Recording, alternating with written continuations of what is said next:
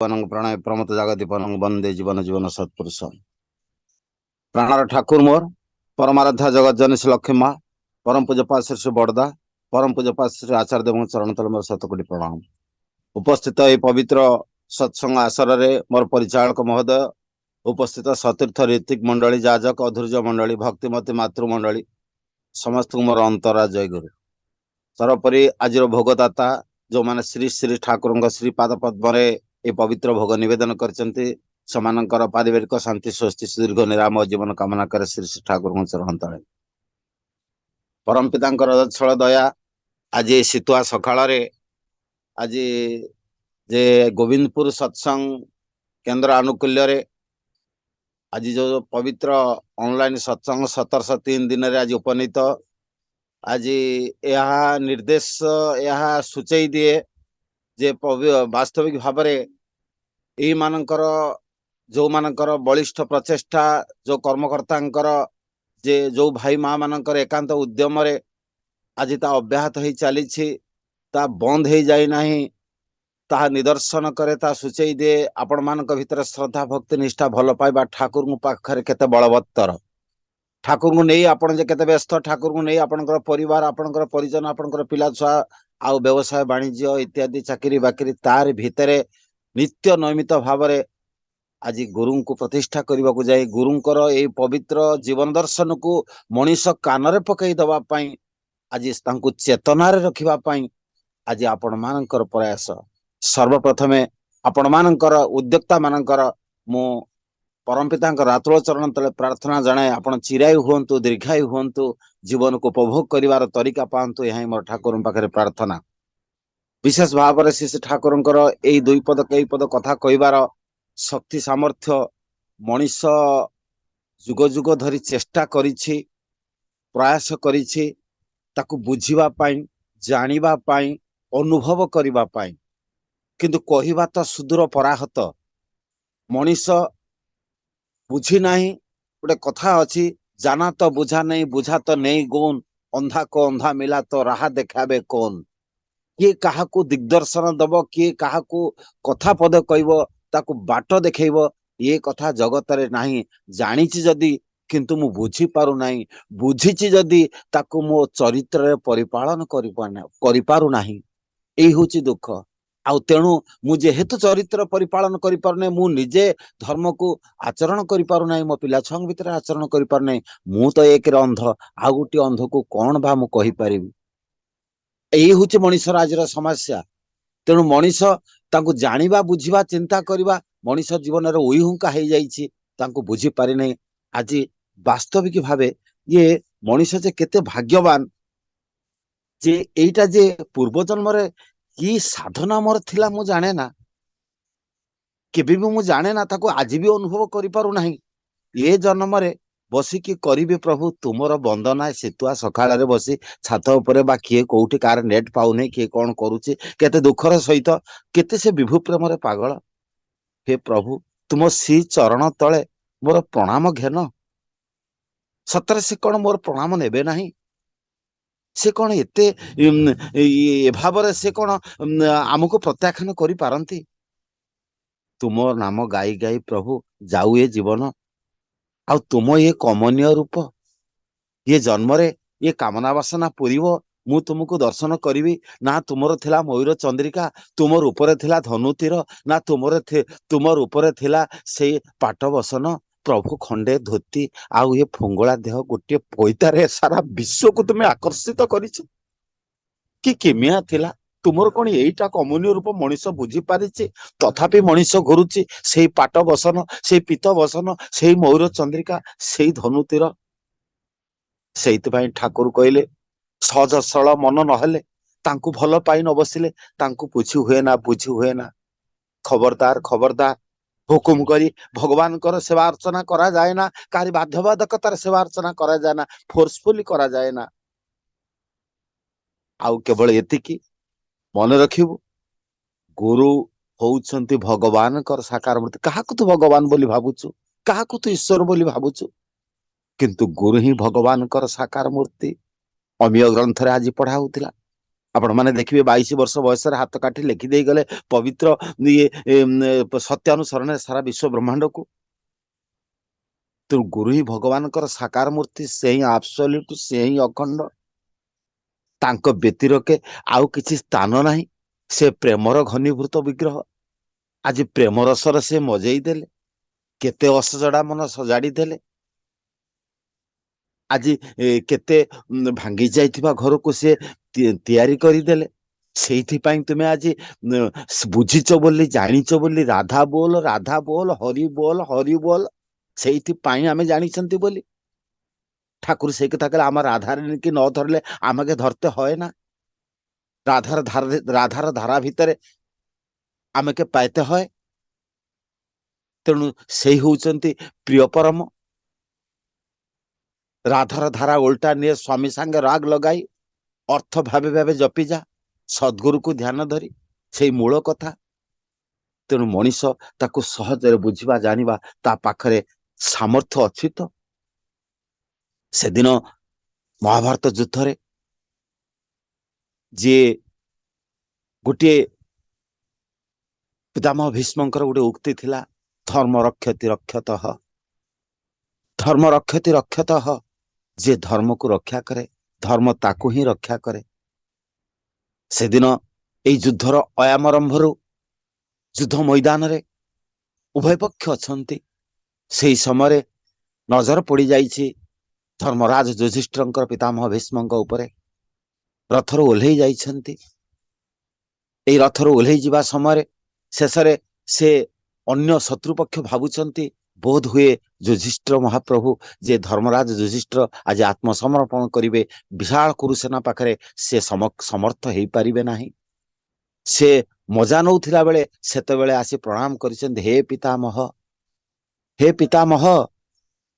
आज परिस्थितिर घन घटा आज आपनक सामना को मते टाणी आनिछि। मु प्रणाम करुछि जहांकर परसरे जहांकर इच्छा रे जहांकर सेवा परिचर्या मु आज एत बड़ मनीषटे हेछि।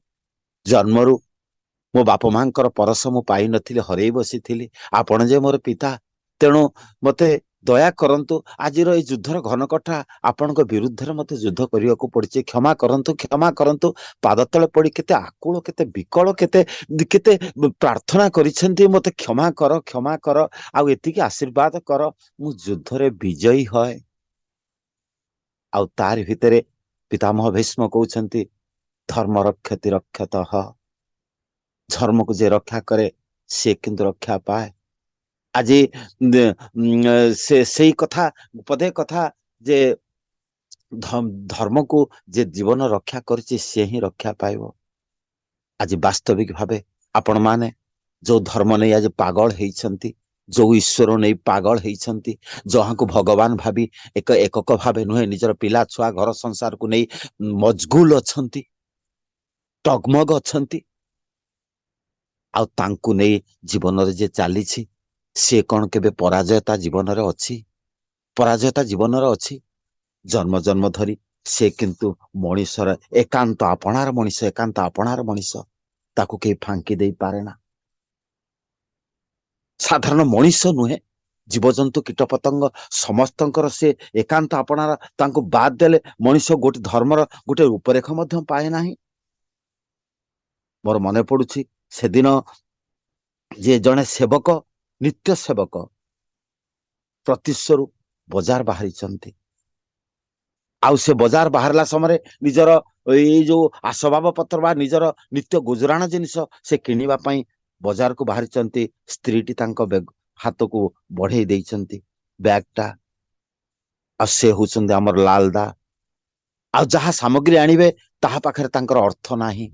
तांको पाखरे कोनोसी अर्थ नाही भाराक्रांतर अछंती 2टा टंका हेले समग्र आज ए दिनटा गुजराण मेंटिबो बजारु किछि सामग्री किणी आनिबे ताहा किंतु तांको जुटी नाही भाराक्रांत मनरे अछंती। आउ सेई समय ठाकुर लालदा को डकै पठेछंती तुरंत बेगरे झड़ बेगरे ए लालदा तुमे सुन। आ लालदा आसी पहुंची भाई जन को डाकी जाइछंती ठाकुर प्रणाम करछंती। ठाकुर इंगित करी कहउछन ए देख तो सामना रे 2टी लोक बसिछंती। ए माने 8 ଦିନ ହେଲା ଏମାନଙ୍କର ଚଳନି ବହୁତ ଦୁର୍ବିସହ। ଏମାନଙ୍କର ଘରେ ଖାଇବାକୁ ନାହିଁ। ତ କିଛି ଯୋଗାଡ଼ କରି ଖାଦ୍ୟ ପଦାର୍ଥ ତାଙ୍କ ପାଇଁ ଦେଇପାରିବୁ, ତାଙ୍କ ପାଇଁ ଦେଇପାରିବୁ। ଆଉ ଏଇ କଥା ଯେତେବେଳେ ସେ କହିଛନ୍ତି ଠାକୁରଙ୍କୁ, ଠାକୁର ଯେ ଲାଲଦାକୁ କହିଛନ୍ତି, ଲାଲଦା ପ୍ରଣାମ କରିଛନ୍ତି। ଆଉ ପ୍ରଣାମ କରି ସେ ବାହାରି ଯାଇଛନ୍ତି। ବାହାରି ଗଲା ପରେ ଭାବୁଛନ୍ତି ମନେ ମନେ, ହେ ପ୍ରଭୁ, ଆଜି ଦିନଟା କଟିବା ପାଇଁ ମୋର 2ଟା ଟଙ୍କା ଦରକାର, କିନ୍ତୁ ଠାକୁର ଯେ କହିଛନ୍ତି ସେମାନଙ୍କର ବଞ୍ଚିବା ପାଇଁ ଗୋଟେ ମାସକର ଖୋରାକ ମୁଁ ଯୋଗାଡ଼ କରିମି। ହାଉ କ୍ୟାନ୍ ଇଟ୍ ପସିବୁଲ? ସେଦିନ ଠାକୁରଙ୍କୁ ପ୍ରଣାମ କରି ବାହାରି ଯାଇଛନ୍ତି ଲାଲଦା। ଆଉ ବାହାରିବା ସମୟରେ ମନେ ମନେ ଭାବୁଛନ୍ତି ନିଜର ଅଭାବର କଥା, ଅସୁବିଧାର କଥା, ଦୁଃଖର କଥା, ନୈରାଶ୍ୟର କଥା, ଜୀବନର ଏ ଅପାରଗତାର କଥା, ଅସାମର୍ଥ୍ୟର କଥା ମନେ ମନେ ଭାବୁଛନ୍ତି। ଆଉ ବାହାରିଛନ୍ତି ଇଷ୍ଟ ସ୍ୱାର୍ଥରେ, ଇଷ୍ଟ କର୍ମରେ। ଆଉ ତାର ଭିତରେ ସେ ସେଇ ସନ୍ଧ୍ୟା ସୁଦ୍ଧା ଗୋଟେ ମାସର ଖାଦ୍ୟ ସାମଗ୍ରୀ 2ଟି ପରିବାର પર ଯୋଗାଡ଼ କରି ଆଣିଛନ୍ତି। ଠାକୁରଙ୍କୁ ପ୍ରଣାମ କରି ସବୁଗୁଡ଼ିକ ତାଙ୍କୁ ମଜୁରା ଦେଇଛନ୍ତି। ଠାକୁର ବହୁତ ଖୁସି ହେଇଛନ୍ତି, ବହୁତ ଖୁସି ହେଇଛନ୍ତି। ଜଣେ ଭକ୍ତ ଯେତେବେଳେ ସେ ଭଗବାନଙ୍କର ଆଶୀର୍ବାଦକୁ ବା ତାଙ୍କର ନିର୍ଦ୍ଦେଶକୁ ସେ ପରିପାଳନ କରେ, ସେତେବେଳେ ଭଗବାନଙ୍କ ମନରେ କି ଆନନ୍ଦ, କି ଉତ୍ସାହ, କି ଉଦ୍ଦୀପନା। ସେତେବେଳେ ସେ ଭକ୍ତ ମାନେ ଏତେ ଯେ ଟଗମଗ ହେଇଯାଏ ଭକ୍ତି ରସରେ। ଆଜି ସେଇ ଲାଲଦା ଛାତିରେ ହାତ ବାଡ଼େଇ ସେଦିନ କହୁଥିଲେ, ହେ ମଣିଷ ଶୁଣ, ଯୋଉ ଲାଲଦା ଦିନେ 2 ଟଙ୍କା ପାଇଁ ବଜାରରେ ତାର ପରିବାରର ଖାଦ୍ୟ ଯୋଗାଡ଼ କରିପାରୁନଥିଲା, ଆଜି ତାଙ୍କରି ଦୟାରୁ ମୁଁ ସେଇ ମଣିଷ। ମୋ ପିଲା ଛୁଆ କେବେ ଅଭାବ ଦେଖି ନାହାନ୍ତି, ମୋ ପିଲା ଛୁଆ କେବେ ଅଭାବ ଦେଖି ନାହାନ୍ତି। ତାଙ୍କ ପାଇଁ ଯେ ପାଗଳ, ତାଙ୍କ ପାଇଁ ଯେ କରିଛି, ଧର୍ମକୁ ଯେ ଜୀବନରେ ରକ୍ଷା କରିଛି। ଧର୍ମ ମାନେ ତାହା ଧରି ରଖେ ସତାଟାକେ, ତାଇତ ଅସଲ ଧର୍ମ। ଶିଷ୍ଟ ଚଳନ, ଶିଷ୍ଟ କଥନ, ତାଇତ ଧର୍ମର ମର୍ମ। ମୋ ଜୀବନକୁ ଧରି ରଖିବାର ତରିକା ମତେ ଜଣା ନାହିଁ, ପିଲା ଛୁଆଙ୍କୁ ମଣିଷ କରିବାର ତରିକା ମତେ ଜଣା ନାହିଁ, ପରିବାର ପରିବେଶକୁ ସେଇ ସତ୍ ପଥରେ ନବାର ତରିକା ମତେ ଜଣା ନାହିଁ। ଇଏ ଧର୍ମକୁ ବାଦ ଦେଇ ମୁଁ ଆଉ କୋଉ ଧର୍ମ କରିବି? ମୋର କଥାବାର୍ତ୍ତା, ଚାଲିଚଳନ, କଥା ପଦରେ ମୋର ମା କଷ୍ଟ ପାଏ, ମୋର ବାପା କଷ୍ଟ ପାଏ, ମୋର ଗୁରୁ ଭାଇଟି କଷ୍ଟ ପାଏ।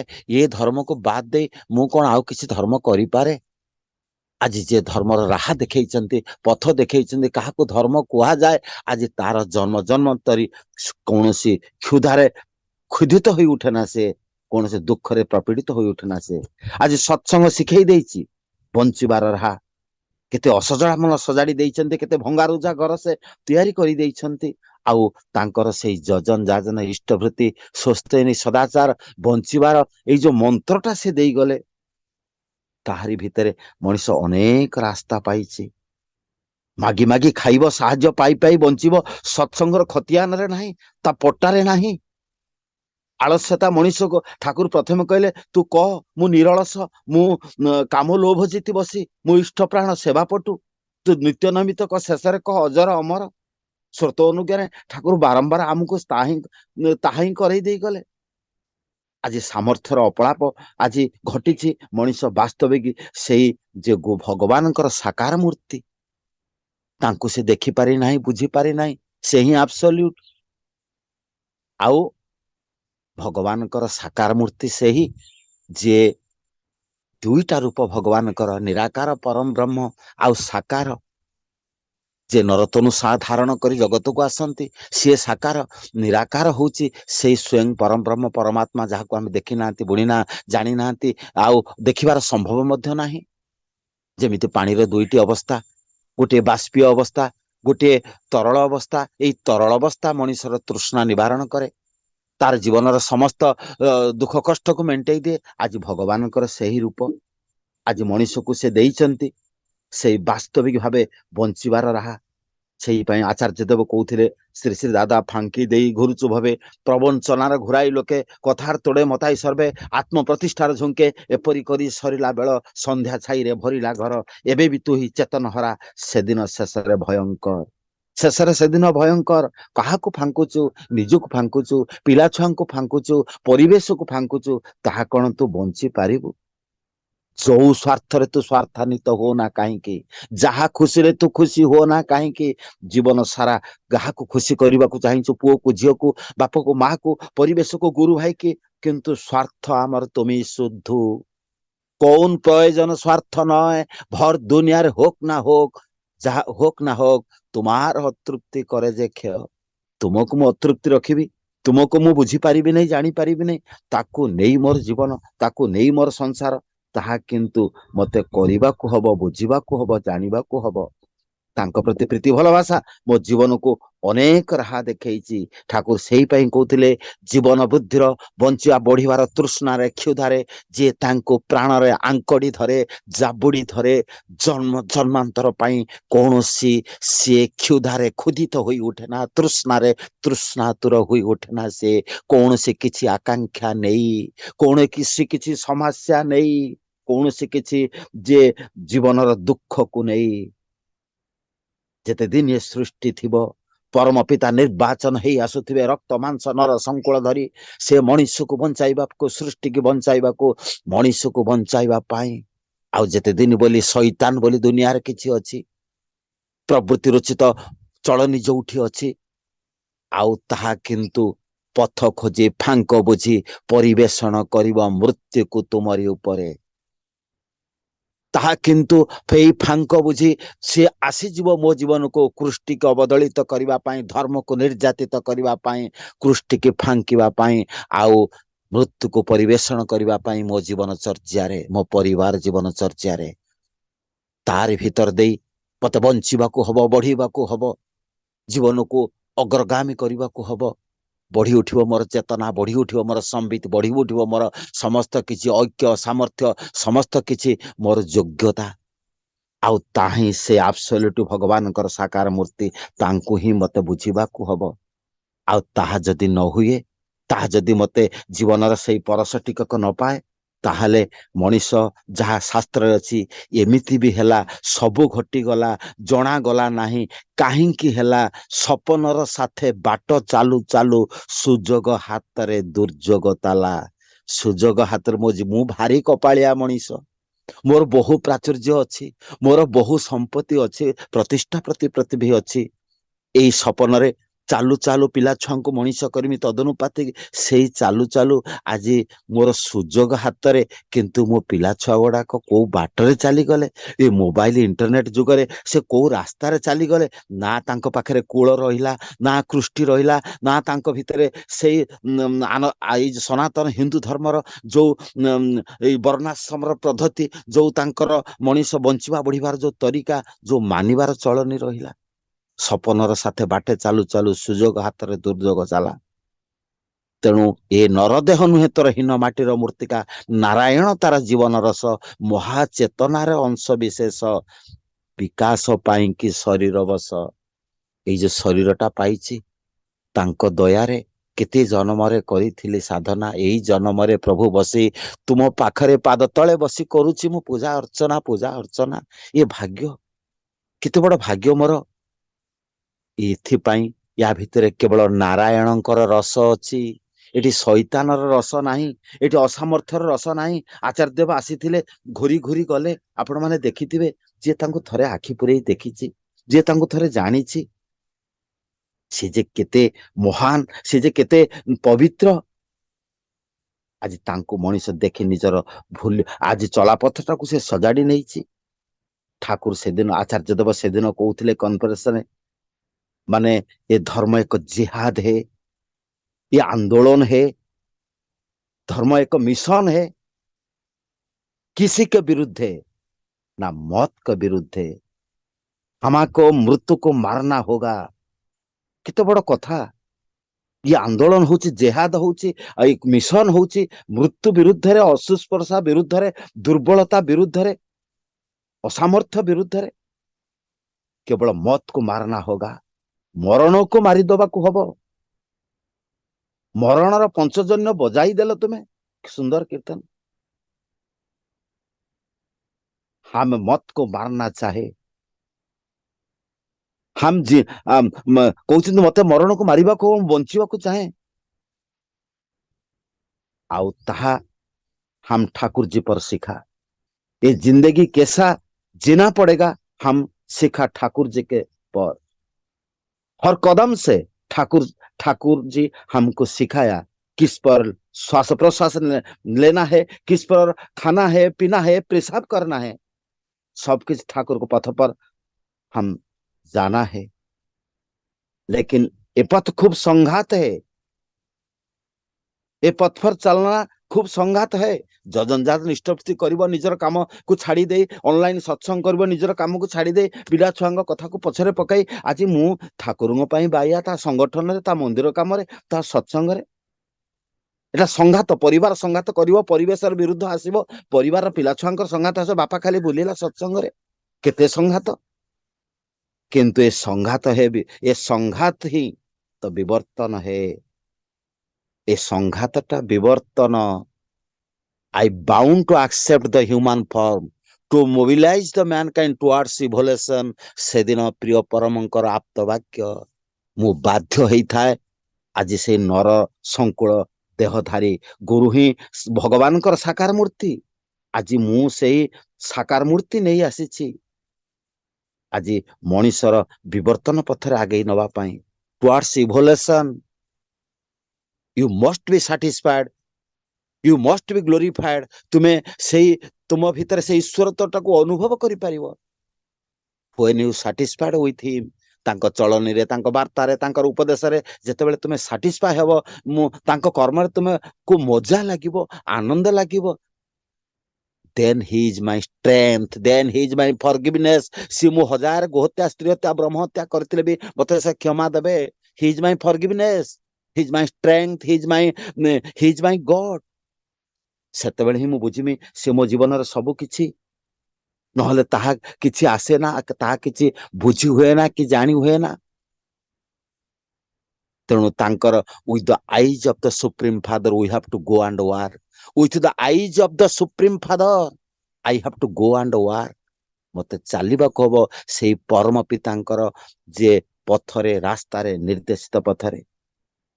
ସେଦିନ ଆଚାର୍ଯ୍ୟ ଦେବ କହୁଥିଲେ, ଏବେ ଜଷ୍ଟ ଆପଣ ଯୋଉ ଏଇ ଯୋଉ ତାଙ୍କର ଯୋଉ ଓଡିଶା ପରିକ୍ରମାରେ ଯେ ମଣିଷ ମତେ କହୁଛି, ହେ ଦାଦା, ହେ ଆଚାର୍ଯ୍ୟ ଦେବ, ତୁମେ ଯାହାକୁ ଯାହା କହୁଛ ତାହା କିନ୍ତୁ ସତ୍ୟ ହଉଛି, ଫଳି ଯାଉଛି, ତାହା କିନ୍ତୁ ଆମେ ଅନୁଭବ କରିପାରୁଛୁ, ତୁମର କଥା କିନ୍ତୁ ଆପ୍ତ ବାକ୍ୟ। ଆଚାର୍ଯ୍ୟ ଦେବ କହୁଛନ୍ତି, ଆମେ ଭଗବାନ ନୁହେଁ, ଏକଦମ ଆମେ ଏକ ମାମୁଲି ଇନସାନ ହେ। ଆଉ ତୁମ ମୋ ମଧ୍ୟରେ ଏତିକି ଫରକ, ଏତିକି ଫରକ, ମୋର ବିଶ୍ୱାସ ମୋର ଠାକୁରଙ୍କ ଉପରେ। ମୁଁ ଯାହା ଯାହା ଠାକୁରଙ୍କୁ କହେ ଠାକୁର ତାହା କିନ୍ତୁ ପରିପୂରଣ କରନ୍ତି। ଏଇ ହଉଛି ମୋର ବିଶ୍ୱାସ। ମୁଁ ଯାହା ପରମ ପିତାଙ୍କୁ କହେ ପରମ ପିତା ତାହା ମଞ୍ଜୁର କରନ୍ତି। he has signed the testament of salvation in his own blood। ସେ ନିଜ ରକ୍ତରେ ଚୁକ୍ତି ପତ୍ର ଲେଖିଦେଇ ଯାଇଛନ୍ତି ଯେ ପ୍ରତ୍ୟେକଟି ମଣିଷକୁ ଉଦ୍ଧାର କରିବା ପାଇଁ ଯୋଉ ତାର ଯୋଉ ତରିକା ସେ ହିଁ ଦେଇ ଯାଇଛନ୍ତି, ସେ ସ୍ୱାକ୍ଷର କରିଦେଇଛନ୍ତି ସ୍ୱର୍ଣ୍ଣ ଅକ୍ଷରେ। କାରଣ he is the consciousness of all conscious, he is the cause of all causes, he is the source of all resources. ସେ ସମସ୍ତ, ସେ ଉତ୍ସର ସେ ହିଁ ଉତ୍ସ, ଆଉ ସମସ୍ତ ଚେତନାର ହିଁ ସେ ଚେତନା। ମୁଁ ଯେତେବେଳେ ଚେତନାରେ ଅଛି, ମୁଁ ଯେତେବେଳେ ତାଙ୍କ ଉପରେ ବିଶ୍ୱାସ କରିଛି, ଆଚାର୍ଯ୍ୟ ଦେବ କହୁଛନ୍ତି ମୋର ଯେତେବେଳେ ତାଙ୍କ ଚେତନା ସହିତ ସମାହିତ ହେଇଛି, ମୁଁ ସେତେବେଳେ ସିଏ ମୋ କଥା ମାନିବା ପାଇଁ ଏକମାତ୍ର ବାଧ୍ୟ। କଥା ସମୟ ସରିଯାଇଛି, ମୁଁ ସମୟ ଆଉ ନେବା ପାଇଁ ଚାହେଁ ନା। ଆଚାର୍ଯ୍ୟ ଦେବଙ୍କର ସେ ଗୋଟିଏ କଥା କହି ମୁଁ ମୋର ବକ୍ତବ୍ୟକୁ ଶେଷ କରିବି। ଆଚାର୍ଯ୍ୟ ଦେବ ସେଦିନ କହୁଥିଲେ ଯେ ଏଇ ଝଣ୍ଡୁଦା ବସିଛନ୍ତି ମୋ ପାଖରେ, ଏଇ ଆମର ଓଡିଶା ପରିକ୍ରମାରେ କହୁଥିଲେ ଏଇ ଝଣ୍ଡୁଦା ବସିଛନ୍ତି, ପଚାର ତାକୁ। ଦିନ 1:30 ମୁଁ ଖାଇବାକୁ ଯାଉଛି, ଏଇ ସମୟରେ ଝଣ୍ଡୁଦା ଆସି ଖବର ଦଉଛନ୍ତି ଆପଣଙ୍କର ଜଣେ ପରିଚିତ ଲୋକ କିଏ ଖୋଜୁଛି। ଆଉ ସେ ଲୋକଟାକୁ ଯେତେବେଳେ ମୁଁ ଦେଖିବାକୁ ଆସୁଛି, ଆଚାର୍ଯ୍ୟ ଦେବ କହୁଛନ୍ତି ମୁଁ ଏପଟ ସେପଟ ହଉଛି। ବଡ ବୋହୁରାଣୀ ମା କହୁଛନ୍ତି କଣ ହେଇଛି, ତୁମେ କାହିଁକି ଏପଟ ସେପଟ ହଉଛ, ତୁମେ ଭୋଗ ଗ୍ରହଣ କରୁନା କାହିଁକି, ତୁମେ ଖାଇବ ନାହିଁ କି? ସେତେବେଳେ ଆଚାର୍ଯ୍ୟ ଦେବ ତଳକୁ ସିଡିରେ ଚାଲି ଆସୁଛନ୍ତି, ଆଉ ଦେଖିଛନ୍ତି ସେଇ ସେଇ ଲୋକକୁ, ଆଉ କହୁଛନ୍ତି ତୁମର କଣ ହେଇଛି ନା ଯେ ଦାଦା ଆଜି ଆଜି ମୋର ଗତକାଲି ସନ୍ଧ୍ୟାରେ ମୋ ପୁଅ କଲିକତାରେ ଚାକିରି କରେ। ଆଉ ସେ କଲିକତାରେ ଚାକିରି କରିଲା ବେଳେ ତାର ଜଣେ ସାଙ୍ଗ ଥିଲା, ତାର ଶତ୍ରୁତା ଥିଲା। ଆଉ ତାର ଭିତରେ ଦୁଇ ଜଣ ମିଶି ଜଳଖିଆ ଖାଇଲେ ରେଷ୍ଟୁରାଣ୍ଟରେ। ଆଉ ତା ଭିତରେ ସେ କିଛି ଜହର ଦେଇଛି। ପୁଅ ମୋର ନୀଳବର୍ଣ୍ଣ ପଡ଼ି ସଂଜ୍ଞାହୀନ ଆୟୁଷରେ ଅଛି, କଲିକତା ମେଡିକାଲରେ ଅଛି। ଆଉ ମୁଁ ସେଇଥିପାଇଁ କଲିକତା ଯାଇନାହିଁ। ଏପଟରେ ଚାକିରି ମୋର ଥିଲା। ମୁଁ ଆପଣଙ୍କ ପାଖକୁ ଆସିଛି, ଦୟା କରନ୍ତୁ, ସଂସାର ମୋର ଭାସିଯିବ। ଆଚାର୍ଯ୍ୟ ଦେବ କହୁଛନ୍ତି, ତୋ ପୁଅ ନାମ ନେଇଛି, ଦୀକ୍ଷା ନେଇଥିଲା? ନା ଦାଦା କହୁଛନ୍ତି ହଁ। ନା ସେ ଭାଇଟି କହୁଛି ହଁ ନାମ ନେଇଥିଲା। ତାହେଲେ ସେ ଇଷ୍ଟଭୃତି କରେ? ନା ଆଜ୍ଞା କରେ। ଆଜି କରିଛି? ଆଜ୍ଞା ମୁଁ ଜାଣେ ନା, ସେ ତ ମେଡିକାଲରେ ଅଛି, ସେ କରିଛି କି ନା ଜାଣେ ନା। ଠାକୁର ପରମ ପିତାଙ୍କର ସେ ସନ୍ତାନ, ଚାଲି ଯା ତୁ ସେଇ ଠାକୁର ବଙ୍ଗଳାରେ ଠାକୁରଙ୍କୁ ପ୍ରଣାମ କରିବୁ, କହିବୁ ହେ ଠାକୁର, ଇଏ ତୁ ଦେଇଥିଲୁ ଏ ସନ୍ତାନ, ତୁ ନେଇଯିବୁ, ତୁ ଯଦି ନବୁ ନିଏ, ଆଉ ଫେରେଇ ଦବୁ ଯେ ଇଏ ସନ୍ତାନ ଉପରେ ମୋର ଅଧିକାର ନାହିଁ, ନାହିଁ, ନାହିଁ। ତୁମର ଇଚ୍ଛା ହିଁ ମୋ ଭିତରେ ପୂର୍ଣ୍ଣ ହଉ। ମୁଁ ଚାହେଁ ନା କେଉଁଥିରେ ମଙ୍ଗଳ ହେବ। ଏଇ କଥା ପଦେ କହି ତୁ ସିଧା ଚାଲିଯିବୁ ତୋର ସେଇ କଲିକତାକୁ ଆଉ ପୁଅ ପାଖକୁ। ଆଉ ଏଇ କଥା ଶୁଣି ଠାକୁରଙ୍କ ଆଚାର୍ଯ୍ୟଙ୍କ ପାଖରେ ଭାଇଟି କାନ୍ଦୁଛି କାନ୍ଦୁଛି। ଠାକୁର କହୁଛନ୍ତି ପୁଅକୁ ଆରୋଗ୍ୟ କରିବା କଥା କହୁନାହାନ୍ତି, ପୁଅକୁ ଭଲ କରିବା କଥା କହୁନାହାନ୍ତି, କହୁଛନ୍ତି ତାଙ୍କ ଇଚ୍ଛା ଯାହା ହବ। ଏଇ କଥାକୁ ସେ ଭରସା କରି କଲିକତାରେ ପହଞ୍ଚିଛି ଯେ ରାତିରେ। ଆଉ ତା ଦେଖୁଛି ପୁଅ ଉଠି କହୁଛି ମା ମତେ ଭୋକ କରୁଛି, ଖାଇବାକୁ ଦିଏ। ଯେ କୋମାରେ ଥିଲା, ଯେ ନିସ୍ତେଜରେ ଥିଲା, ଯେ ଶ୍ୱାସ ପ୍ରଶ୍ୱାସ ନେଇ ପାରୁନଥିଲା, ଆଜି ତାଙ୍କର ଦୟା। ଠାକୁର ସେଇଥିପାଇଁ ଆଚାର୍ଯ୍ୟ ଦେବ କହୁଛନ୍ତି ମୋ କଥା ଉପରେ ମୋର ଭରସା ଅଛି, ମୋ କଥା ଉପରେ ମୋର ବିଶ୍ୱାସ ଅଛି। He has signed of testament of salvation is own blood. ସେ ନିଜ ରକ୍ତରେ ସ୍ୱାକ୍ଷର କରି ଯାଇଛନ୍ତି ପ୍ରତ୍ୟେକଟି ମଣିଷର ଦୁଃଖ ଦୈନ୍ୟତାକୁ ସେ ହରଣ କରିବେ। ତେଣୁ ସେ ହରି। ତେଣୁ ଆସନ୍ତୁ ଜୀବନ ପଥରେ ଯାତ୍ରୀ ଓରେ, ମରଣ ପଥେ ଚଲିସ ନା, ସାତ କରାଓ ବୃତ୍ତି ଚଳାଓ, ଜଳିଏ ପୋଡ଼ିଏ ମରିସ ନା। ଅମୃତ ରାଜି ସନ୍ତକ ତୁହି, ଅମୃତ ତୋର ଜୀବନ ଧାରା।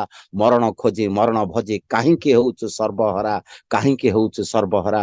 ଜୟ ଗୁରୁ, ଜୟ ଗୁରୁ, ଜୟ ଗୁରୁ। ଜୟ ଗୁରୁ ପରଶୁରାମ।